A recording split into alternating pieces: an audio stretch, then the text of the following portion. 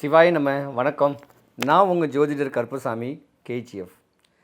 பக்தி இன்ஃபோ பார்த்துருக்கிற அனைவருக்கும் எல்லா வளமும் எல்லா நலமும் கிடைக்கணும். சிவாய நம்ம.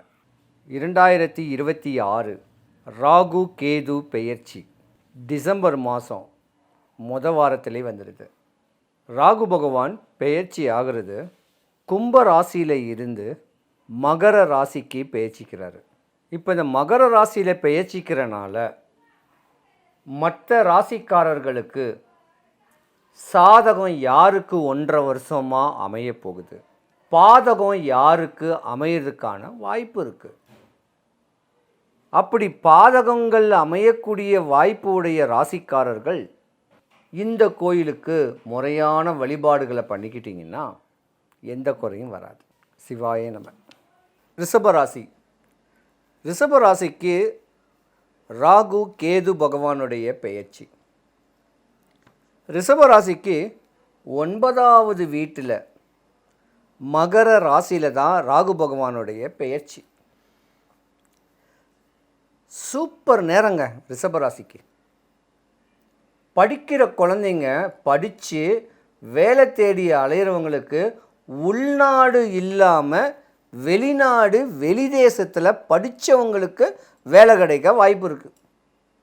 அதே போல் வேலை தேடி உள்நாட்டிலேருந்து வெளியூருக்கு பிரவேசம் பண்ணுறதுக்கு உண்டான அமைப்புகள் இருக்குது. திருமணம் கேட்டு ஒரு அமைப்பு இருக்குது. காலதாமதமான திருமணம் ரிஷபராசிக்காரர்களுக்கு உண்டு. ஏன்னா ஒரு கட்ட கால வயசில் ஒரு 25-35 வயசு வரைக்கும் அந்த ராகு மகாதசையில் திருமணங்கள் தடைபெறும் ஒரு சில ஜாதகர்களுக்கு. அப்போ அந்த தடைபடக்கூடியவங்க ஒரு சில ஜாதகர்களுக்கு கூட இனிமே யோகந்தான்.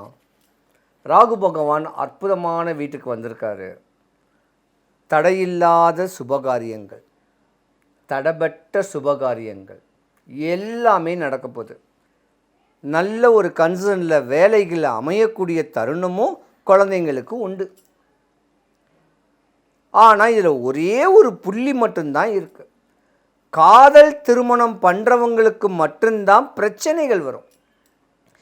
ஏமாறுவீங்க. எப்படி ஏமாறுவீங்கன்னா, ஏற்கனவே கல்யாணம் ஆனவர்கள்கிட்ட ஏமாறுவீங்க, இல்லை வயது மூப்பாக இருக்கவங்கக்கிட்ட ஏமாறுவீங்க.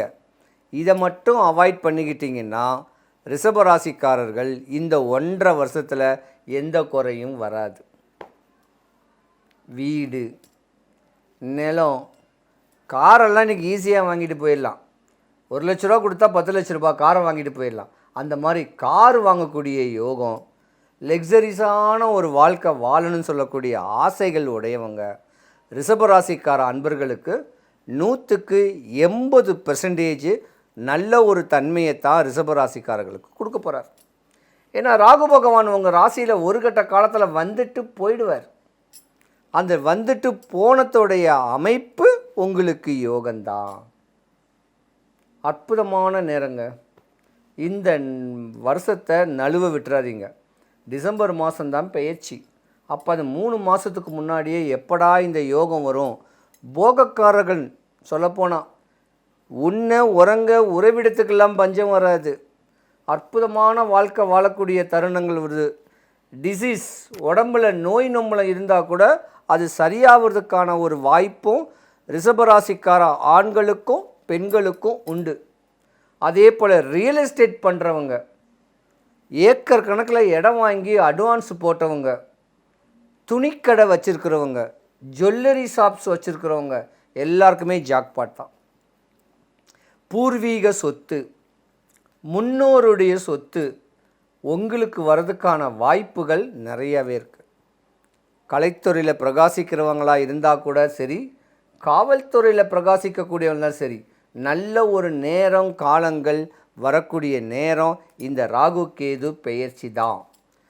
ராகு காலத்திலையும் ராகு பகவானையும், யமகண்டத்தில் கேது பகவானையும், ராகு பகவான்னா உங்கள் அப்பாவுடைய அப்பா தாத்தா, கேதுன்னு கேட்குற யமகண்டம் யாருன்னு கேட்டிங்கன்னா உங்கள் அம்மாவுடைய அம்மா, தாய்வழி முன்னோர். இது தகப்பவழி முன்னோர். இந்த 2 நேரத்தையும் ஒரு விளக்கேற்றியோ இல்லை அந்த மாதிரி நேரத்தில் ஒரு கண்ணை மூடி ஒரு 10 நிமிஷம் எனக்கு நல்லதை பண்ணி கொடு அப்படின்னு வேண்டுனாலோ 100க்கு 100 நல்ல ஒரு நேரங்காலங்கள் ரிஷபராசிக்கார அன்பர்களுக்கு உண்டு. உங்கள் துன்பங்கள்லாம் விலகுது, உங்கள் கஷ்டமெல்லாம் விலகுது, கையில் காசு பணம் வர்றதுக்கான வாய்ப்பு இருக்குது. காசு பணத்தை ரெட்டிப்பாக்கணும், காசை சேர்த்து வைக்கணும், வீண் செலவுகள் பண்ணக்கூடாது அப்படின்னு சொல்லக்கூடிய எதிர்மறையான எண்ணங்கள்லாம் உண்டு. அமைப்பு அற்புதமான அமைப்பு வருது. நேரங்காலத்தை நழுவ விடாதீங்க, தழுவ விடாதீங்க. ராகு பகவானுடைய பெயர்ச்சி யோகத்தை கொடுக்கக்கூடிய நேரம் உங்களுக்கு அதிகமாகவே இருந்திருந்தால் கூட முறையான வழிபாடுகளை பண்ணிக்கிட்டிங்கன்னா உங்கள் குடும்பத்தில் ஒற்றுமையாக இருக்கலாம். இல்லை ஒரு பக்கம் நீங்கள் ஒரு ஊரில், இவர் ஒரு ஊரில், இப்படி ஒரு ஊரில் தன்னந்தனியாக பிரிஞ்சிருக்கக்கூடிய தருணங்களும் ராகு பகவான் உல்டாவாக போனால் வரும். அப்போ முடிஞ்ச அளவுக்கு ரிஷபராசிக்கார பெண்கள் திருமணமாகி 35 வயசு வரைக்கும் மஞ்ச கயர்லையே நீங்கள் இருக்கணும். அதுக்கு மேலே நீங்கள் எத்தனை பவுன் வேணால் நகை போட்டுக்கலாம், மறந்துடாதீங்க. ரிஷபராசிக்கார அன்பர்கள் அனைவருக்கும் சுபிக்ஷம், ஐஸ்வர்யம், கடாட்சியம் கிடைக்க எம்பெருமான் மாடம்பாக்கம் தேனுபுரீஸ்வரர் தேனுகாம்பாளுடைய அருளாட்சி உங்களுக்கு கிடைக்க நான் இறைவனை பிரார்த்திக்கிறேன். சிவாய நம. 2026 ராகு கேது பெயர்ச்சி மேஷ ராசி முதல் மீன ராசி வரைக்கும். பொதுவாக ராகு பகவான் பெயர்ச்சி ஆகிறது கும்பராசியிலிருந்து மகர ராசிக்கு பெயர்ச்சிக்கிறாரு. கும்பராசிக்கு அதிபதி சனீஸ்வர பகவான் நட்பான வீட்டிலிருந்து மகர ராசிக்கு அதிபதி சனீஸ்வர பகவான் பகைமை வீட்டில் பிரவேசிக்க போகிறார். அப்போ கவனமாக இருக்கக்கூடிய ராசிகளும் யோகங்கள் வரக்கூடிய ராசிகளும் யாருன்னு சொல்கிறேன். மேச ராசி கவனமாக இருக்கணும். மிதுன ராசி ரொம்ப கவனமாக இருக்கணும்.